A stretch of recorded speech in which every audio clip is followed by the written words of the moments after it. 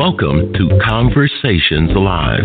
For more than a decade, we've brought you the best in books, entertainment, and current events. When the movers and shakers of the world have something to say to you, they say it to us first. And now, celebrating 15 years of broadcasting, here's your host, Cyrus Webb.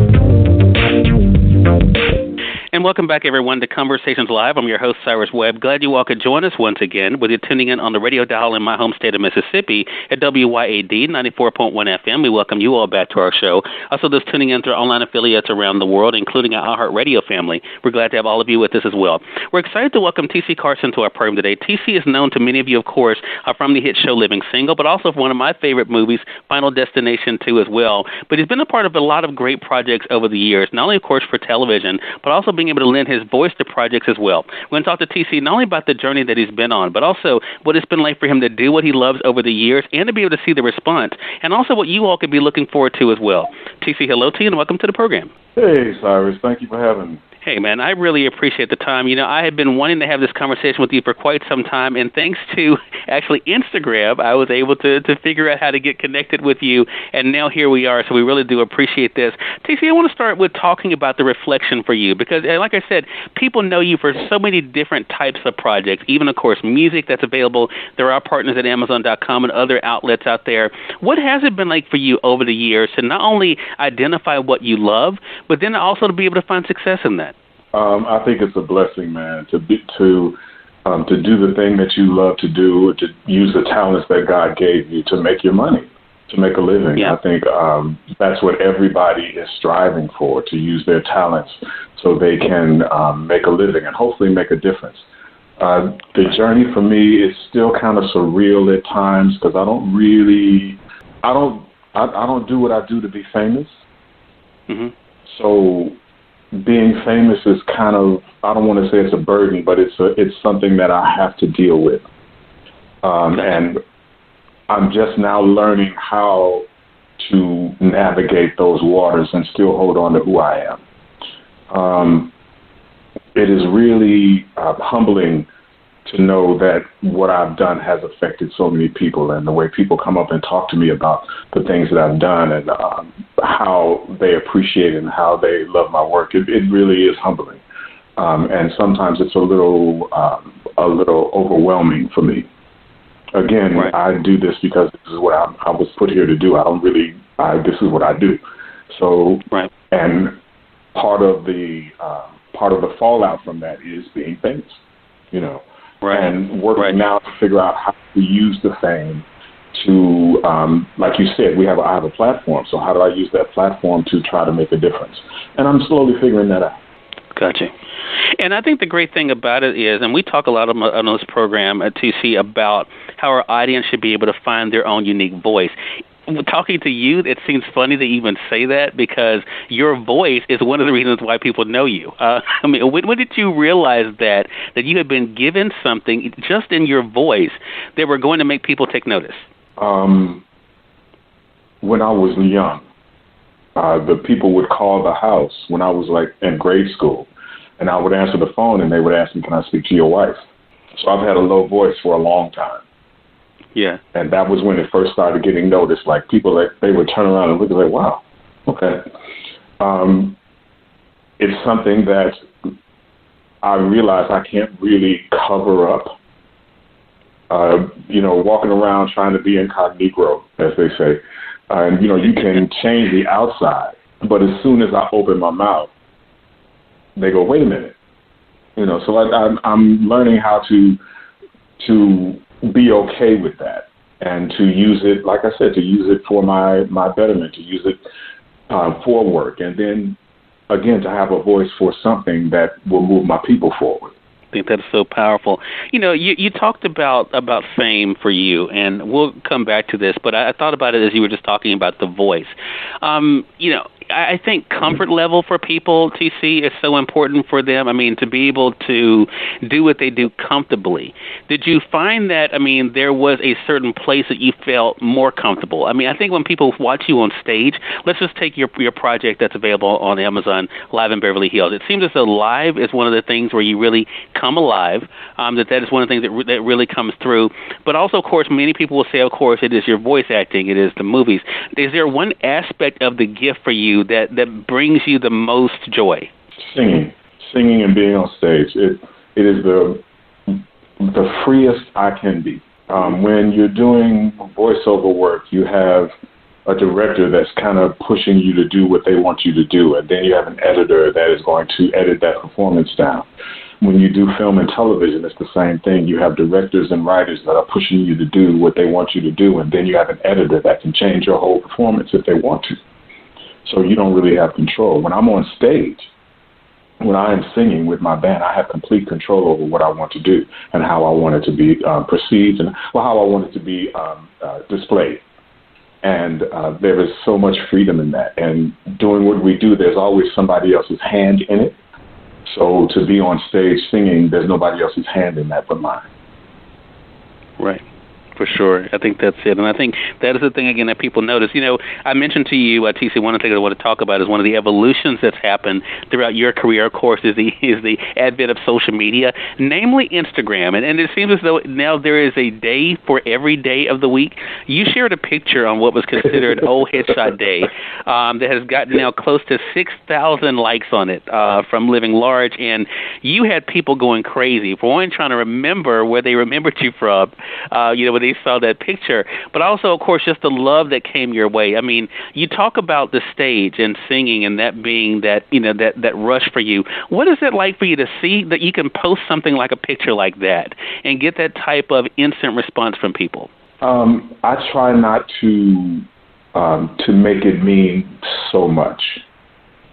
I think we're so tethered to these devices and likes and the way people view you. And I think people get caught up in that and they lose part of themselves.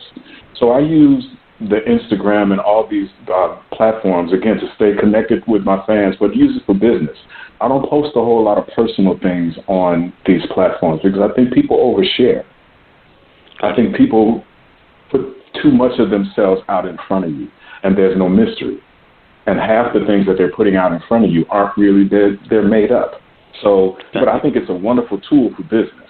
I think it's a great way to let my fans know where I'm going to be and when I'm performing, new projects that are out. Again, I'm lending my voice to political things that make sense to me, commenting on that kind of stuff. So I think for me, that's the way I use social media. I don't really get on and talk about my vacation or what I had, who I went out with. I don't want to know all that. right. And I get it. They don't need to know all that. Yeah. Gotcha. And being in the public eye, I mean, every aspect of us is always being scrutinized. It's always being looked at and judged and commented on. So I limit that in my personal life. I limit how much I engage in that in my personal life. Gotcha.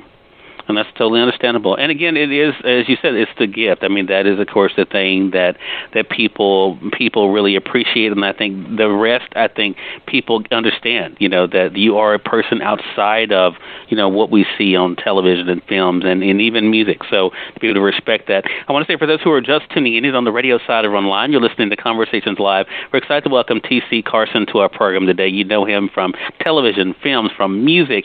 A lot of great things he's been able to do over the years. Definitely has a very diverse audience.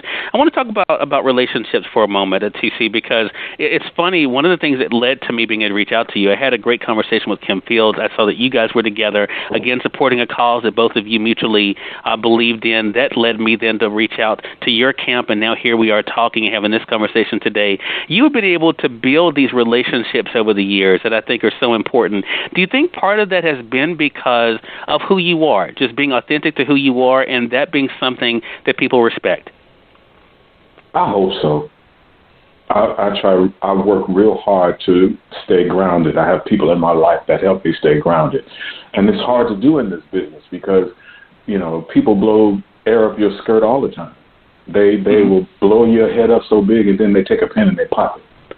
So to be grounded in the work, it's not about being famous. It's not about likes on Instagram. It's being grounded in the work that you do. I say I don't do this to be famous. I do this because I love what I do. I do voiceover work. I sing. I dance. I do theater, and all those things I love to do. And so when I go to work, it's kind of like not going to work. Gotcha. I'm going to do the thing that I have the time doing, and I think that comes through when you work with people. Right. I agree with that. I said earlier, of course, people know you from Living Single, of course, that being more comedic. But you've been a part of some great projects that have come to cable television as well, TC, like, of course, The Quad, Greenleaf.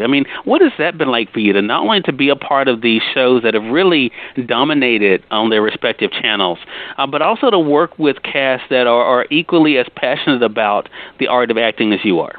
It's been great. Like Greenleaf and Black Lightning and The Quad, they set the bar high enough where it makes you have to work. Yeah. And it's wonderful working with my actor friends who know that we can push each other, and it's never the same scene twice. It's even if you have to do it 3 or 4 times, it's never the same thing. Because we're listening to each other, and it makes you work. It makes you work when you're working with somebody like Keith David. These actors are really, they come from theater. So and I hate to say it, but actors who don't have theater training it's a different kind of thing. It's a different kind of thing. Actors who have theater training, they approach the work differently. They really, really do, and it's a joy to work with them. I have to ask you this question because you have been able to do so many different types of work, TC. What is it that keeps it fun for you? I think, the other thing that's so interesting about you, and I thought about it when I was prepping for this segment, is that you definitely have not been typecasted. To go from, again, I keep bringing it up, but Living Single to Final Destination, 2 totally different types of individuals. And then, of course, to look at what you've been able to do, as I mentioned with The Quad, and as you mentioned, Black Lightning and Greenleaf. Is that one of the things that keeps it fun, not having to do the same thing every day? Absolutely. The variety is the spice of life. So to be able to do different, we're actors, and why would you want to act the same way all the time? Right. You want to do different things. You want roles that are going to stretch you. My role in Black Lightning really pushed me because I had to play younger me and then older me. Mm-hmm. And he was a villain. He was mean and surly and evil, and that's real far from who I am. But it was a push. It was a push, and I hadn't had a push like that in a long time, so it felt real good. Wow. Yeah. We talked earlier about success and fame, and, of course, one of the things that's happened is not only have you been able to build this following for yourself, TC, but also, as I said earlier, you've become an example for others. Again, the business has changed so much. It's been really interesting, especially when I speak to actors on this program about, how, of course, there's not only that competitive nature that can be there, but also, of course, you mentioned earlier not doing things for likes and things. I had one actress mention that's kind of become the determining factor sometimes, whether she gets a job or not. How many, likes she has on a platform or followers, on a platform. So what has that been like for you to be an example for them, TC, as to what it takes to make it in this business? Again, it's humbling.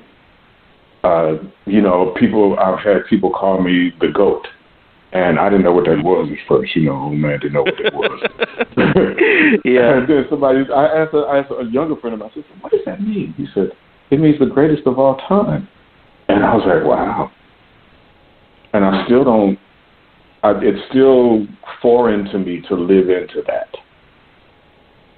But it makes me grateful to know that the work I really push to try to do is being accepted and people like it. And it causes a reaction. And that's what we want as actors. We want to move you. We want to take you someplace. As singers, we want you to go on the journey. And if what I've been doing causes people to do that, then I'm on purpose. I'm doing the thing that I was supposed to do. Yeah. And that's the biggest thing for younger actors. I tell them, it's like, acting is something that if you're trying to be famous, go do something else, because this may not work for you. You do this because you love to do this. And it's not about being famous or likes.